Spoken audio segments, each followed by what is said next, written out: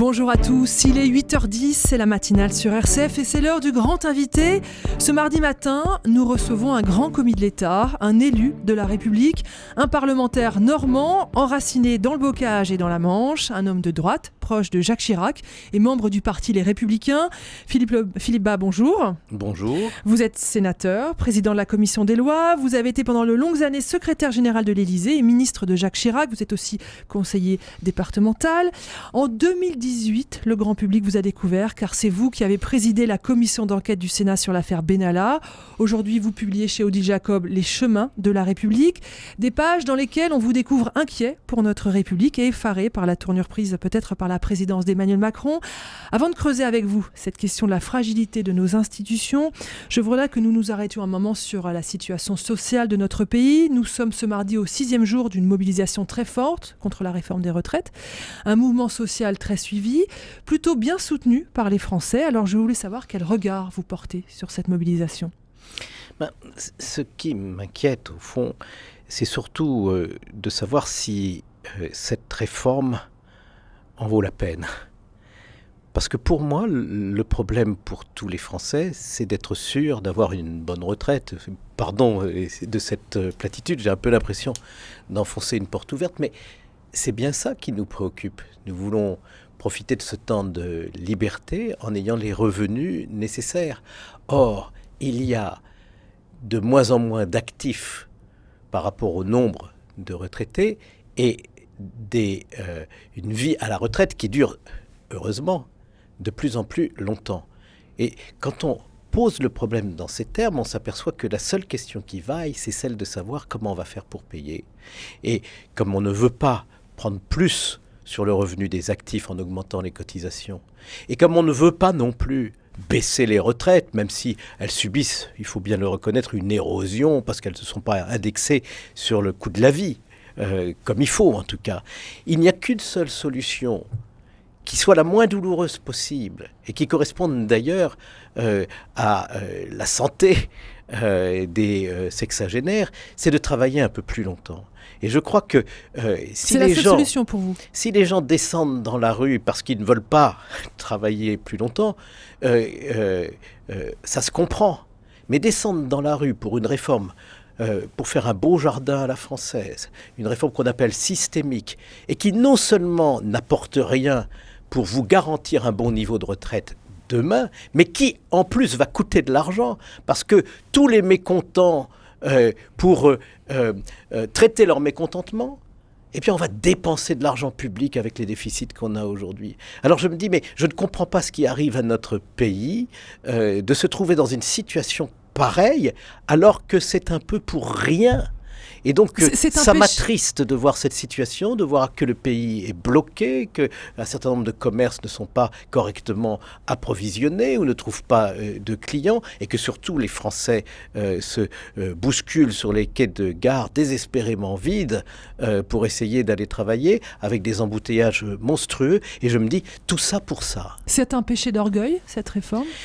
Je crois que quand l'idée, qui est une belle idée de dire, au fond, on va appliquer un principe général d'égalité, a été développé, on n'en a pas mesuré les conséquences, alors qu'on aurait pu faire un autre chemin. Vous savez, les régimes spéciaux et le régime de la fonction publique, ils ont été réformés en 2003, en 2010, avec un alignement progressif des durées de cotisation. On pouvait continuer à réformer par petites touches. Bien entendu, on peut rapprocher les régimes tout en maintenant les différences justifiées. Vous savez, c'est les gens qui ne peuvent pas dormir chez eux le soir parce qu'ils sont conducteurs de train, il faut en tenir compte. Les gens qui font des gardes de nuit à l'hôpital, il faut en tenir compte. Ça, je crois que tout le monde peut le comprendre. Donc, des différences, oui, quand elles sont justifiées. Tenir compte de la pénibilité, oui. Tenir compte des carrières longues, oui. Tout ceci peut être pris en compte. Mais l'idée du grand soir des retraites qui mettrait tout le monde sous la même toise se révèle être une idée fausse et surtout une idée à la fois coûteuse et une idée qui ne règle pas votre futur problème de savoir combien vous aurez pour votre retraite et si ce sera suffisant. Aujourd'hui, en France, on est mieux loti qu'ailleurs, puisque ce qu'on appelle le taux de remplacement du salaire d'activité par les retraites est le plus élevé de l'OCDE. C'est un rapport qui est paru la semaine dernière qui le montre. Et il n'est pas un peu plus élevé, il est beaucoup plus élevé. Au fond, la France est privilégiée parce qu'elle a un très bon régime social. Nous pouvons le préserver, mais à condition que nous sachions collectivement faire les efforts nécessaires. Philippe Bas, vous avez presque le même discours que le patron de la CGT. Est-ce que c'est le moment de rappeler que vous êtes un petit-fils d'un militant CGTiste ? Il me semble que j'ai un discours bien différent de celui du leader de la CGT qui veut entendre parler de rien. Alors que je vous dis, moi, en même temps, il nous dit qu'il faut faire bon système de retraite. un effort. On est content de l'entendre dire. Il ne disait pas la même chose avant que le gouvernement tente une réforme. C'est drôle comment le conservatisme vient aux hommes dès lors que le système social est sur la table pour être réformé. Mais en réalité, oui, il faut une réforme des retraites, mais non, cette réforme des retraites n'apporte pas les garanties qu'on attend pour nos retraites, tout en coûtant de l'argent ici et maintenant, avec une aggravation des déficits publics, ce qui veut dire qu'on marche complètement sur la tête. Philippe Bas, vous n'avez pas répondu quand je vous dis que vous étiez un petit-fils d'un militant CGT, c'est vrai ça ? Oui, c'est vrai. Vous savez, j'ai voulu raconter à travers quelques éléments de l'histoire de ma propre famille tout ce qui est notre héritage républicain. Et en le faisant, j'espérais tout simplement que je réveillerais un peu les souvenirs dans chaque famille de ce que l'on doit aux générations passées qui ont fait la République, qui ont fait l'école, qui ont fait l'hôpital, qui ont fait la commune et qui ont fait au fond les régimes sociaux qui sont notre héritage. Nous avons à nous montrer à la hauteur ? Oh oui, parce que vous savez, ce patrimoine, il est unique en réalité. La France se rend-elle compte à quel point, grâce à la République, mais aussi à un héritage qui même remonte à l'Ancien Régime pour certains éléments de ce qui fait la France, eh bien, grâce à cet héritage, nous avons en France une école qui se tient, une protection sociale d'un niveau exceptionnel, une démocratie locale à laquelle on ferait bien d'appliquer plus de soins tant elle est malmenée depuis un certain nombre d'années. On va y revenir. Philippe Bas, on est dans une journée compliquée aujourd'hui. Le gouvernement va annoncer demain les contours de cette réforme des retraites. Comment on fait pour sortir par le haut d'un tel blocage ? Vous savez, ce qui va se passer demain, c'est déjà écrit dans tous les journaux.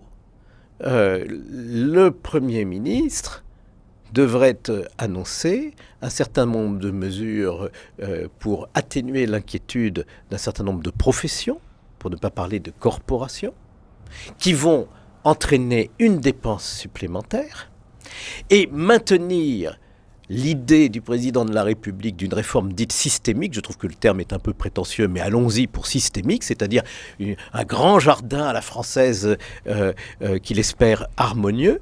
Et les organisations syndicales vont dire que ça n'est pas ce qu'elles souhaitent. Et alors, on peut imaginer que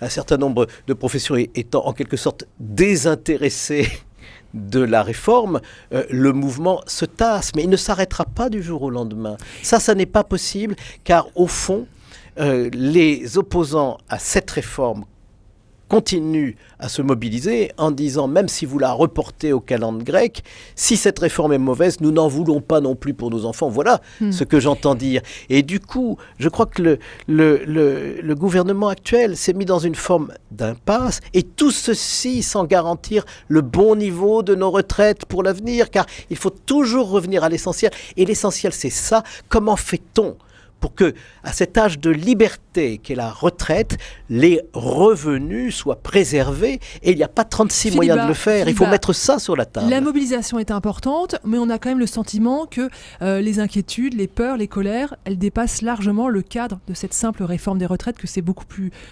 large, beaucoup plus grand, beaucoup plus profond.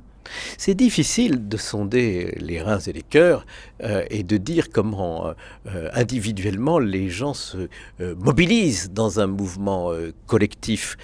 Mais il est certain que la situation actuelle qui suit cette fameuse crise des Gilets jaunes reflète le sentiment de beaucoup de Français de ne pas être écoutés, entendus, compris, le sentiment d'une distance entre le pouvoir et le peuple. Et je ne veux d'ailleurs pas incriminer uniquement le pouvoir actuel. Je crois que c'est une tendance qui ne cesse de se développer. Aussitôt élu, le président dans son état de grâce et rentre dans une période en quelque sorte d'incubation du virus de l'impopularité, et le pouvoir lui-même crée la distance. Jusqu'à présent, on pouvait se dire, eh bien, le président est l'incarnation du peuple. Eh bien, aujourd'hui, il n'incarne plus que le pouvoir. Et cette situation-là, ce fossé qui se creuse, quand, ça est une question vraiment préoccupante pour notre démocratie. Mais je pense que, au fond, on n'a pas vu que par petites touches successives, cet éloignement s'est créé. Moi, je vous dirais, au fond, l'insincérité de la décentralisation qui fait que la participation des citoyens à la démocratie du concret est de moins en moins bien stimulée par l'exercice de responsabilité locale. Ça, c'est un point très important. Le fait que les Vous élus... défendez des impôts locaux pour financer une politique locale. Bien entendu, quand vous êtes citoyen, vous demandez la construction, par exemple, d'une piscine, l'équipe municipale, le maire vous dit « mais c'était un beau projet, je voudrais bien le mettre en œuvre, mais je n'ai pas l'argent nécessaire. Êtes-vous d'accord pour qu'on augmente un tout petit peu les impôts ?» Là, le citoyen est responsabilisé. Et donc, quand vous supprimez la taxe d'habitation, les habitants, ils n'ont plus ce lien démocratique par excellence qui est le lien fiscal, qui permet d'être responsable et participant à la démocratie locale. Philippe Bas, on vous sent inquiet pour notre République? Oui, je suis inquiet aussi du fait qu'aujourd'hui, ce qui faisait vivre la démocratie, c'est-à-dire un débat animé par deux grandes forces de gouvernement, l'une et l'autre assez modérées, l'une de gauche, l'une de droite, qui alternaient au pouvoir, aujourd'hui, cette mécanique-là, elle est enrayée. Et les Français n'ont plus le choix qu'entre le pouvoir actuel et les extrêmes. C'est pour ça qu'il faut reconstruire une grande force d'alternance pour que les Français ne soient pas enfermés dans un choix qui est un choix terrible, qui serait de larguer les amarres en choisissant l'extrême gauche ou l'extrême droite, de préférence au pouvoir actuel. Nous avons, nous, la responsabilité de construire une possibilité d'alternance dans un cadre républicain avec des politiques qui seraient des politiques à la fois ambitieuses du point de vue de la réforme, mais raisonnables. Philippe Bas, vous aviez été un soutien de François Fillon et après vous avez appelé à voter Emmanuel Macron. Aujourd'hui, vous ne partagez plus les mêmes valeurs qu'Emmanuel Macron? Mais j'ai appelé à voter pour Emmanuel Macron sans aucune hésitation, mais par défaut. J'étais, comme tous les Français, en présence d'un choix qui était un choix impossible. Aujourd'hui, qu'est-ce qui ne va pas avec Emmanuel Macron? Mais je crois que c'est cette espèce de distance qui résulte du fait que son enracinement dans la société française est insuffisant. Son expérience du terrain est insuffisante. Et sa compréhension de la société dans laquelle on vit, avec un niveau d'études croissant pour les Français, une intelligence collective qui ne cesse de se développer, des Français qui ont un accès à l'information qui est sans précédent dans leur propre histoire, eh bien, la verticalité, l'absence de capacité de dialogue, l'absence d'enracinement est tout simplement une méthode de gouvernement tout à fait dépassée et d'un autre âge. Au fond, c'est lui l'ancien monde. Aujourd'hui, ce qu'il nous faut, c'est davantage de dialogue, davantage d'écoute, de considération pour des Français qui ont tout à fait le niveau de compréhension qui leur permettent de se positionner sur les grands sujets. Et il faut leur faire confiance. Voilà le plus important. Eh ben, ça sera votre mot de la fin. Merci beaucoup, Philippe Bas. Je rappelle votre livre, Les chemins de la République. C'est publié chez Odile Jacob. Merci beaucoup.